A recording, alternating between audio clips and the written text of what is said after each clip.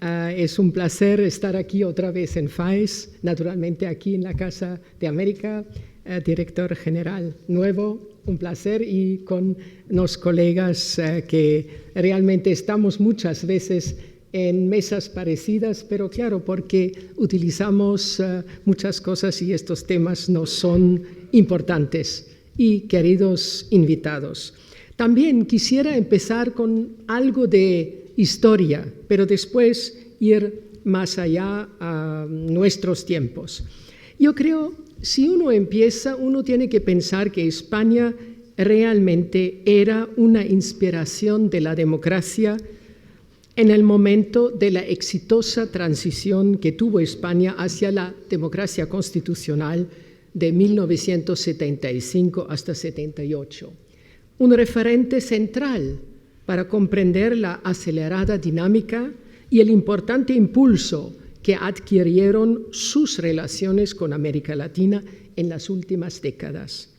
En una región en la que hace 35 años eran aún frecuentes gobiernos dictatoriales, o cuando menos no democráticamente elegidos, y en la que se vivía ya las dificultades económicas que hicieron de ese periodo en América Latina la década perdida del desarrollo, se cerraba también un ciclo en la vida política en los países, dando paso a regímenes nacidos de la voluntad popular expresada en las urnas, pero en un marco en el que economías deterioradas, realidades sociales complejas y débiles instituciones alimentaban un contexto de precariedad y asedio constante para las entonces incipiantes democracias.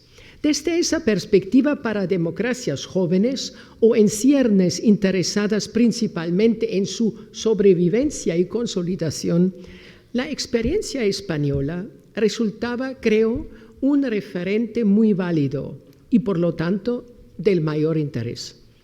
Esta mostraba a la vista una transición no violenta y la posibilidad de construir un camino hacia salidas constitucionales que, más allá de tensiones y tropiezos ocasionales, tenían como característica más saltante la común voluntad de los actores políticos por alcanzar el resultado de empoderamiento ciudadano que se había logrado. Los vínculos históricos que unían a la península ibérica con el amplio espacio latinoamericano adquirieron así, creo, un valor renovado. Fue el interés latinoamericano por consolidar procesos democráticos lo que llevó a percibir que en España se encontraban posibles claves para ese propósito, haciendo de ella algo más que un referente de luces y sombras en la historia de las repúblicas latinoamericanas. La experiencia española era reciente y se había producido en un contexto que a América Latina le resultaba menos lejano que otros y con el que además se compartía lengua y cultura.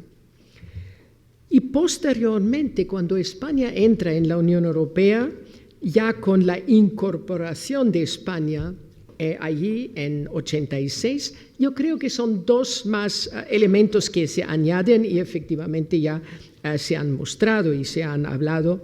De una parte, España se integra a una colectividad que reposa en valores y principios democráticos y, por lo tanto, resultaba para América Latina atractivo acceder, algunas veces a través de España, a voces internacionales potentes que contribuyeran a disuadir eventuales impulsos encaminados a comprometer a las jóvenes democracias.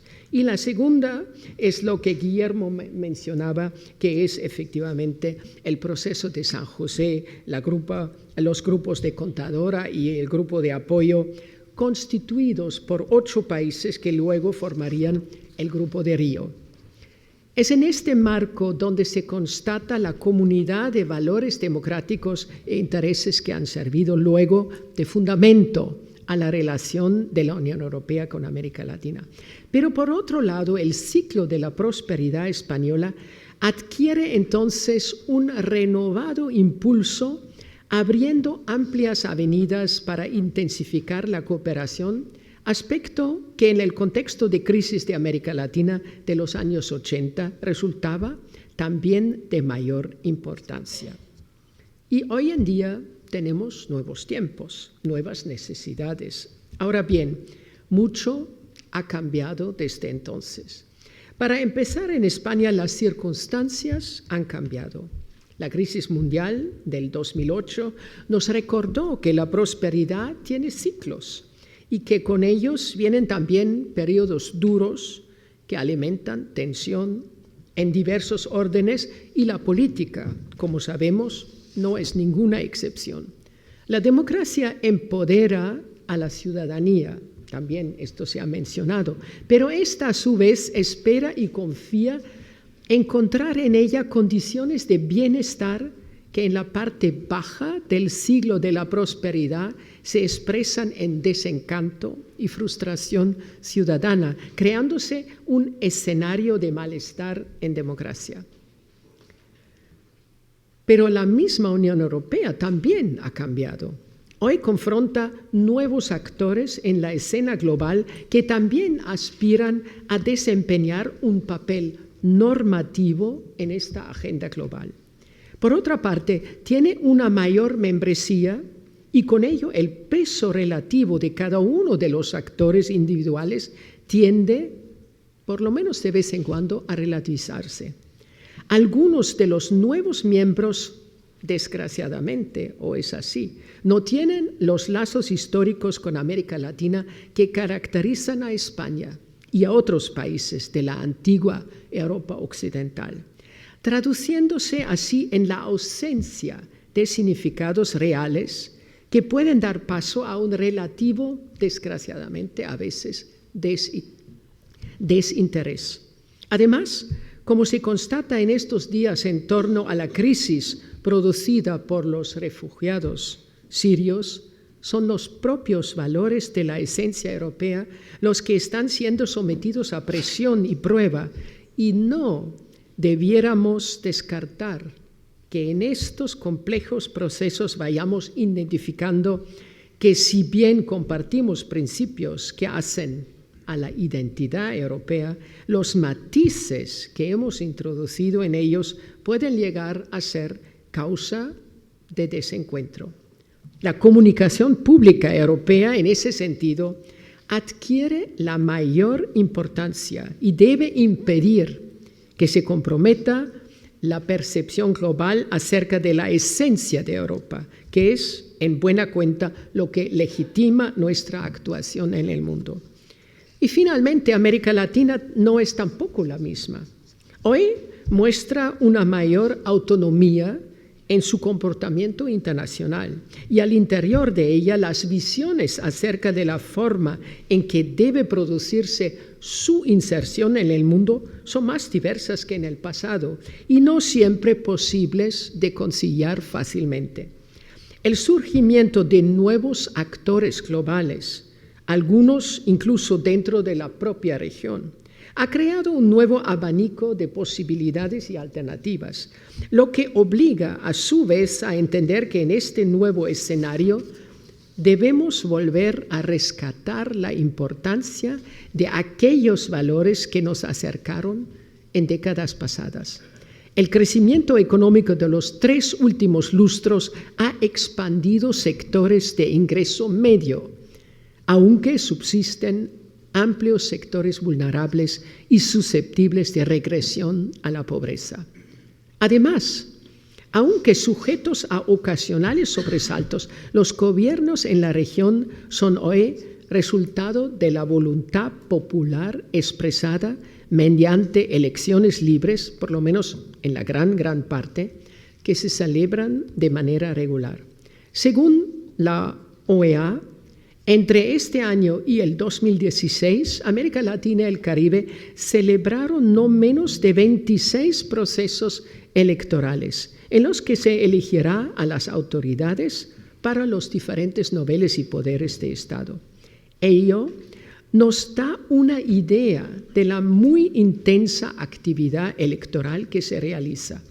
Sin embargo, solamente el 56% de los latinoamericanos, según el Latino Barómetro de 2013, dicen preferir a la democracia y apenas un 39% están satisfechos con la misma, lo que lleva también a América Latina el malestar en democracia al que me refería cuando hablaba de España, y es preciso señalarlo también respecto de otros países de la Unión Europea.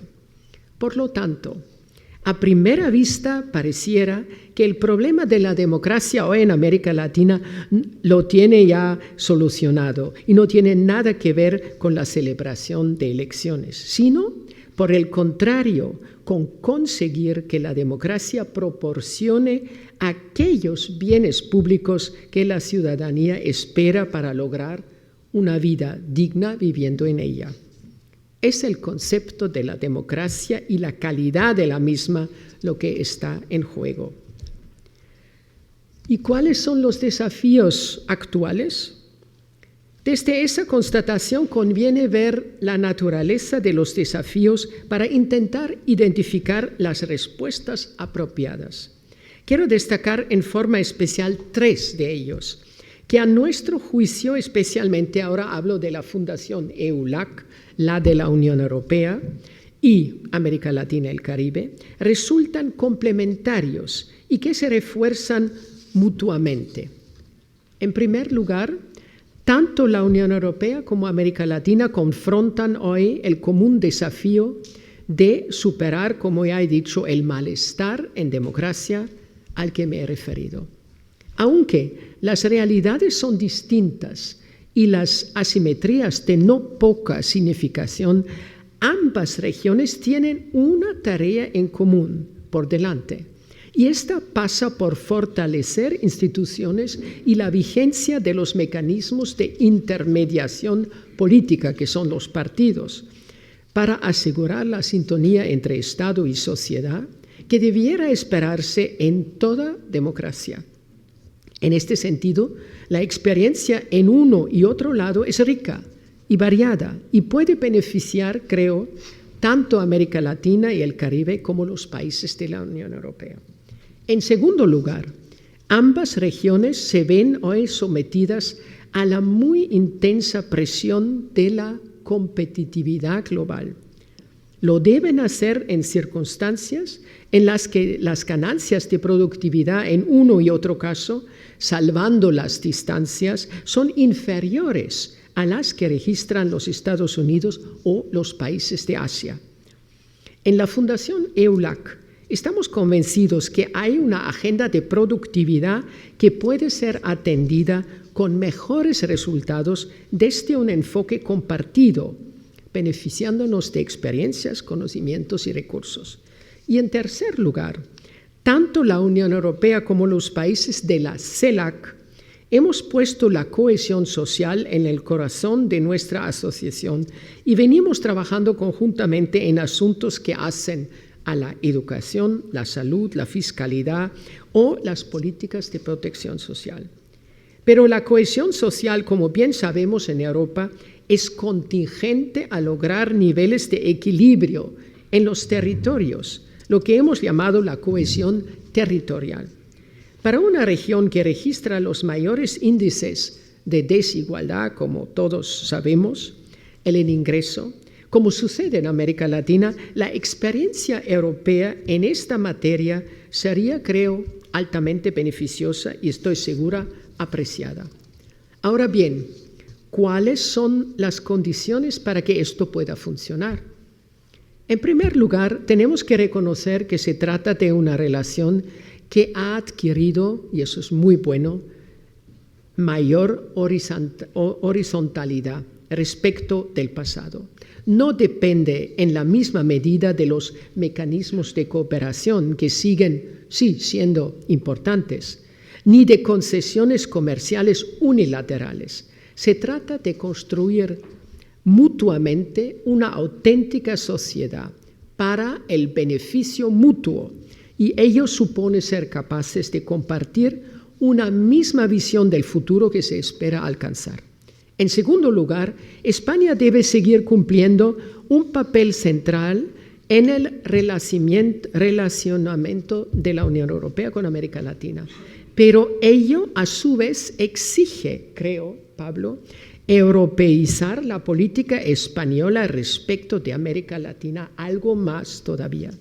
Estamos llegando a un punto en el que no será suficiente conseguir solamente sean aceptadas iniciativas españolas en el contexto europeo, sino que será indispensable hacer que éstas sean genuinamente europeas y que España las asuma también como suyas, en la seguridad que la naturaleza de sus vinculaciones singulares con América Latina se verá fortalecida por ello.